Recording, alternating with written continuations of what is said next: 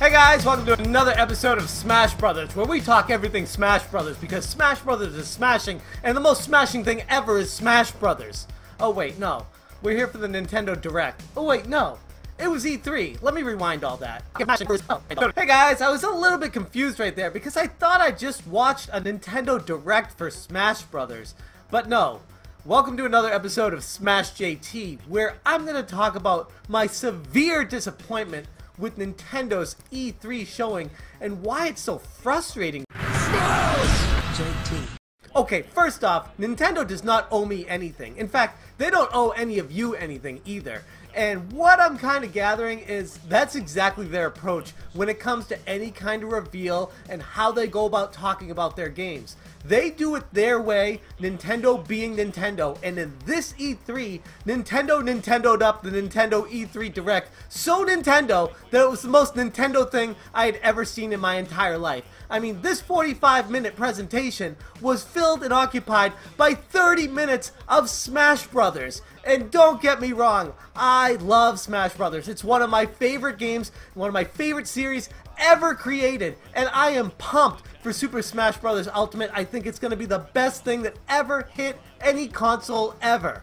With that being said, they kind of approached E3 in a different way than I would have liked them to. And what I mean by that is they focused on what they wanted to and didn't really appease anybody who was watching. They just wanted to do this for themselves, it felt like. Like, hey guys, we put all this work into the new Smash Brothers, so look at this amazing thing that we did. And that's not necessarily a bad thing, it's just a, why is this an E3 thing?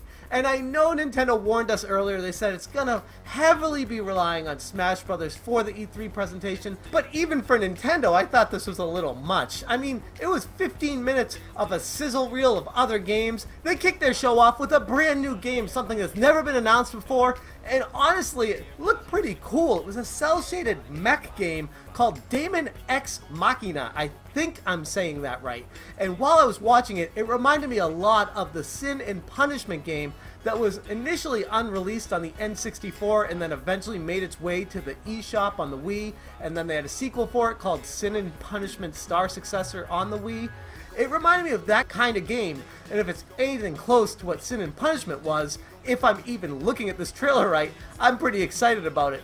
But again, I'd like a little bit more information on this one because it was kind of tough to judge from watching the trailer what exactly I'd be getting out of this. But I was excited to see a brand new IP, something that nobody was expecting to be shown off at this show. I think that was an awesome way to kick it off. The problem is, it's almost like Nintendo treats E3 just like another day. It didn't feel like they were treating it special. They went on to talk about Pokemon Go. They announced a little bit more details about that. But Pokemon Go is one of those games that people are either going to buy or they're not going to buy. Talking about Pokemon Let's Go anymore at E3 isn't going to sell someone on buying it or not. They're either going to buy it or not, depending on if they like the Pokemon series. Another one of the few things they announced that caught me by surprise was Super Mario Party. And this game looks like a ton of fun, but again, they didn't give too much information. I felt like they grazed over it a little bit too quick, especially for a game that's planned on releasing this year.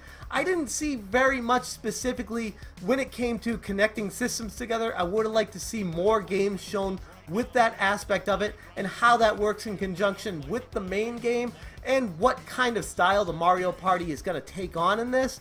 And I'm sure we'll learn more before the release of it. But again, this is E3. I would have liked a little bit more information on it instead of a, here's a new Mario Party game. Alright, do you like this? Here's some cool games in it. Let's move on to the next thing. In all honesty, if you're not noticing a trend here, I felt like everything they announced and talked about prior to Smash Brothers was super rushed just to spend time on Smash Brothers. And I know Smash Brothers is going to be probably the #1 seller ever on the Nintendo Switch. And yeah, they're going to be pumping it hard from now until the end of time. But that doesn't change the fact that this is E3 and they probably should have focused a little bit more on other titles.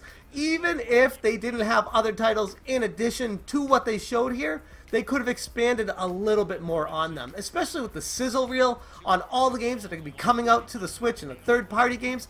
I felt like that flew by, and I would have loved them to actually show full trailers on each of those games and had the presentation run over an hour long if that's what it took, because there wasn't enough in this as it stands to make me excited about upcoming games. In fact, I had to watch it twice just to remember half the stuff that they showed because it went by so fast. But outside of the third-party games, Fire Emblem Three Houses looks absolutely sick. Even with the updated graphics and new movesets, with being able to call all your allies together and send them to attack the enemies all at once, it struck me as kind of a retro title in a weird way. Almost felt like Shining Force, and maybe that's just me, and I'm okay with that. And I'm definitely intrigued about this Fire Emblem game in particular, and I'll definitely be wanting more information on this one as it approaches the release in spring of 2019. And that's another thing, at least Nintendo focused most of their games on what's releasing this year. And while I say that, the other part of me says,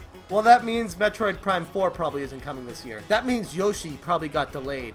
That means a whole bunch of other games that we thought were coming down the pipe are probably not coming until mid to late 2019, and that's extremely disappointing. In fact, that's the most disappointing above all else from this presentation. Yeah, I was disappointed that they took up a lot of time with the Smash Brothers, but I was even more disappointed that they didn't even discuss any of the games people were excited about. Again, it wasn't the worst E3 ever, they just didn't provide the content that people were hoping for and expecting, which is part of the fans' fault. People shouldn't go into E3 expecting or hoping for things because they're gonna get let down. And the other thing was they rushed through half the content just to make time for Smash Brothers and focus on that for the vast majority of the presentation. And like I said, while I'm extremely excited about Smash Brothers, I know what Smash Brothers is, and I'd like a little bit left to be revealed while I play the game. Instead, I would have liked them to inform me a little bit more on these games that are coming out to the Switch, even if it's from third parties, even if it's games that we know are coming from Nintendo,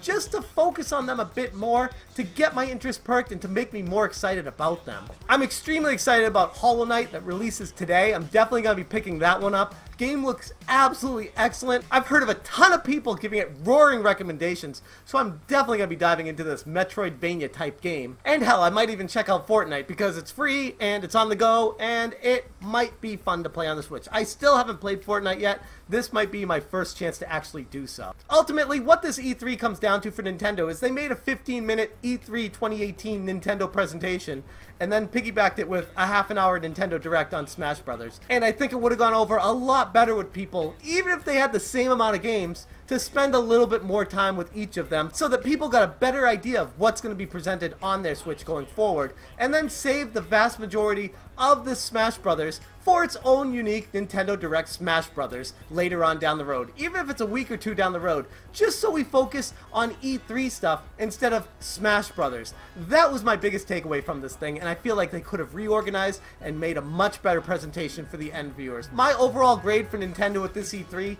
is a C. I feel like they could have done a lot better presenting games people were expecting and also focusing on the games they showed a lot longer than they did. It was a pretty piss-poor press conference if you ask me, but I'd love to know what you guys thought about it. Let me know down in the comments below. Do you feel like Nintendo did an okay job with their E3 in 2018? Or do you feel like me, they could have done a lot better with what they had to offer, even if they didn't talk about games people were expecting? That's all I got for you guys today. Thank you so much for watching. I'll catch you on the next one.